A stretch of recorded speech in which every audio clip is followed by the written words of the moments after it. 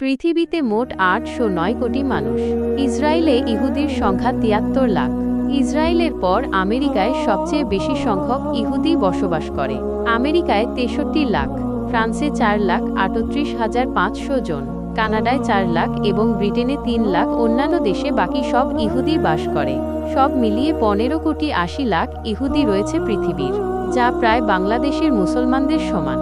মুসলিম ৫৭ দেশে মোট মুসলমানের সংখ্যা ২০২ কোটি মানুষ, যা ইহুদিদের থেকে প্রায় ১৩ গুণ মুসলমান বেশি। তারপরও আমাদের মুসলমানদের মধ্যে ঐক্য না থাকার কারণে, যাকে কেন্দ্র করে ইহুদিরা ফিলিস্তিনি মুসলমানদের উপর এত অত্যাচার, জুলুম, নির্যাতন চালিয়ে রাফায় জনশূন্য করে ফেলেছে। আজ যদি মুসলমানদের মধ্যে ঐক্য থাকত, তাহলে ইহুদিদের কোনোদিন সাহস হতো না মুসলমানদের উপর আক্রমণ করার। আশেপাশে এত মুসলমান দেশ থাকার পরেও আজ ফিলিস্তিন একাই লড়ে যাচ্ছে। আশেপাশে থাকলেই সবাই আপন হয় না, যা ফিলিস্তিন হাড়ে হাড়ে টের পেয়েছে। ইহুদিরা ফিলিস্তিনিদের যে ক্ষতি করেছে, তার চেয়ে বেশি ক্ষতি করেছে আরব বিশ্বের মুসলিম উম্মাহ, যারা সবকিছু দেখে নীরবে সহ্য করে গিয়েছে, প্রতিবাদ করেনি।